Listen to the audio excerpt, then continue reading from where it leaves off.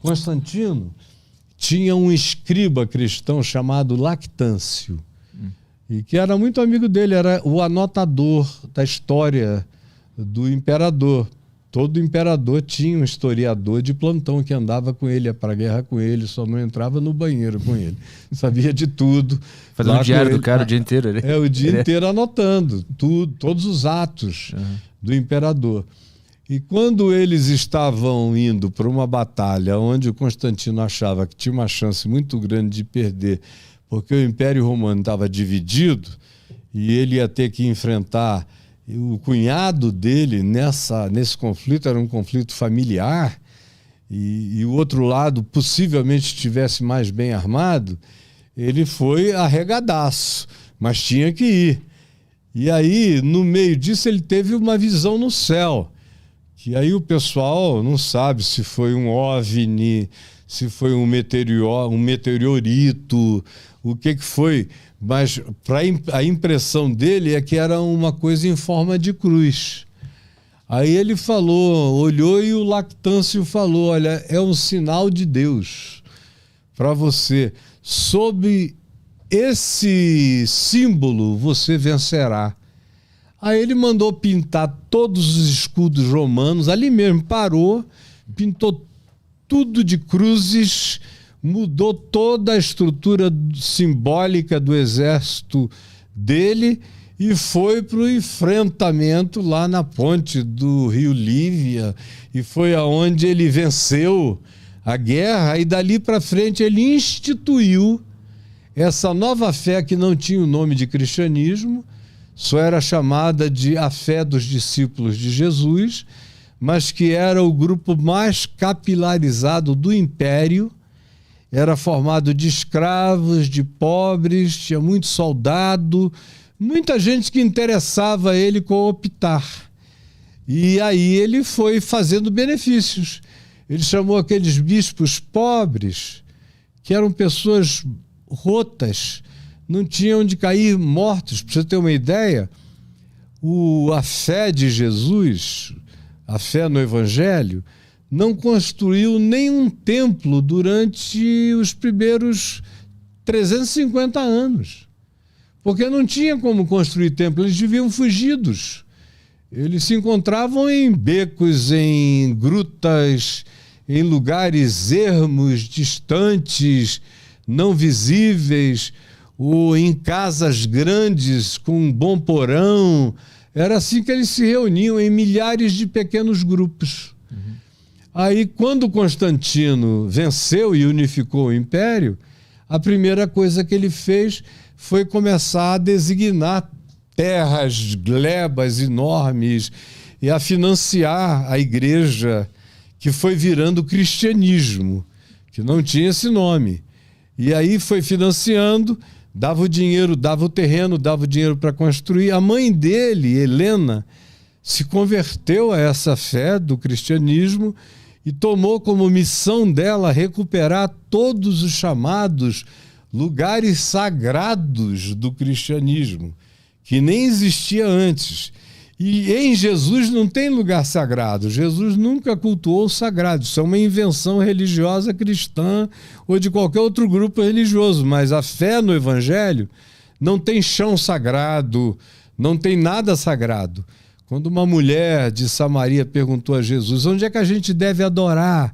Aqui nesse monte Gerizim, onde os samaritanos adoram, que era uma versão que tinha se desvinculado do judaísmo, mas eram irmãos de qualquer modo, adoravam no monte Gerizim, e os judeus em Jerusalém.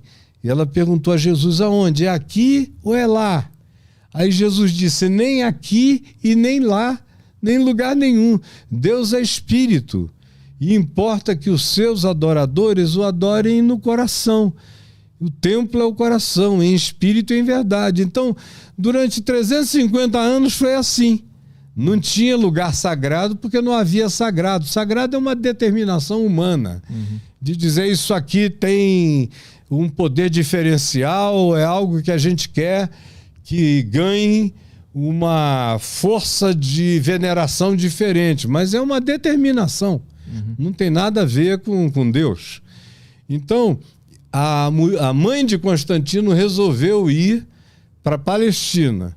Aí ela construiu a Igreja do Santo Sepulcro, que está lá até hoje, em Jerusalém, em cima das tradições locais que diziam que Jesus tinha morrido naquele pequeno monte de pedra chamado Gólgota, que tinha cara de uma caveira. Aí ela foi e construiu, acabou com a cara da caveira, acabou com tudo, embregou o negócio inteiro e fez uma catedral. Aí foi construindo aonde diziam, não, aqui ele pregou muito. Aí ela mandava fazer alguma coisa lá. Aí depois ela foi para o deserto do Sinai. Aí construiu um monastério no pé do Monte Sinai, que nem é o Monte Sinai. Na realidade, foi um lugar que entrou no imaginário popular, porque é um monte bonito, de 2.300 metros de altura, íngreme, chapado. Dá um trabalho danado para subir aquilo ali. Eu já subi algumas vezes, nunca mais vou subir na minha vida, não tenho mais nem saúde para isso. Mas a vista é muito linda. Ela fez o mosteiro de Santa Catarina, lá embaixo, aí começou a criar lugares em homenagem aos santos, fez uma igreja para Maria, mãe de Jesus, a igreja da Dormição. E lá em Jerusalém, embora Maria tenha morrido na Turquia de hoje, na região de Éfeso e Mileto, porque ela morou com João, o apóstolo, até morrer, e João é que sepultou. Então, foram criando esses lugares. E aí foi surgindo o fetiche também. O fetiche cristão. Pela imagem. As imagens, os pedaços da cruz que nunca existiram.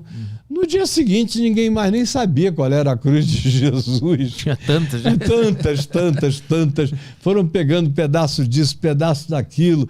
O tal do sudário, que não tem nada a ver com Jesus, é uma coisa que foi criada séculos depois. Não teve nada a ver, mas foi virando lugar sagrado. De modo que o cristianismo é baseado em fetiches. De um lado, e de um outro lado ganhou todos os privilégios que nenhum outro membro do Império Romano tinha. Por exemplo, se você quisesse não pagar imposto, ou pagar um imposto mínimo, bastava você se batizar cristão e dizer que você era cristão, que você estava isento. Se fosse bispo, ou sacerdote, ou seja lá o que for, não pagava. Se fosse crente da igreja, pagava o imposto mínimo, em comparação com os pagãos, que pagavam impostos enormes. Então, o império foi todo se convertendo por conveniência. Mas é daí que surge aquele conceito da barganha com Deus, que se tu faz isso aqui, tu vai ganhar aquilo lá. É disso que surge tudo isso? Também, porque esse é um conceito quase tão velho quanto a presença humana no planeta Terra. Quase todas as religiões do planeta são religiões de barganha. Só tem um grupo no planeta Terra que não faz barganha, que são os cristãos que creem que tudo que você recebe de Deus é graça, é favor imerecido, não tem barganha. Por quê? Porque Cristo já pagou o preço de tudo na cruz. A penúltima frase de Jesus na cruz é tetelestai, em grego, que significa está pago, está consumado, não resta mais dívida nenhuma. E Paulo, escrevendo aos Colossenses, falando sobre essa mesma coisa, diz que todo escrito de dívida que havia contra nós e que constava de ordenanças foi inteiramente rasgado por Cristo na cruz. Foi cravado na cruz, acabou a barganha. Você se aproxima de Deus pela fé. E aí é a frase de Paulo que virou o texto mor da Reforma Protestante. Também era o texto de Santo Agostinho, de Tomás de Aquino, de todo mundo que entendeu o Evangelho no curso do cristianismo, e foram muitos que entenderam, embora a Cúria Romana e o Papado fossem da barganha, porque sem barganha, sem grana, e aí vendiam até indulgência, vendiam perdão de pecados, vendiam tudo. Teve um tempo que eles vendiam até absolvição de cachorros, de cães. Como assim? Se um cachorro mordeu alguém. Entendi. Aí o dono do cachorro tinha que matar o cachorro ou pagar uma grana pela absolvição dele. Chegou um tempo, cara, que tinha a absolvição das pulgas.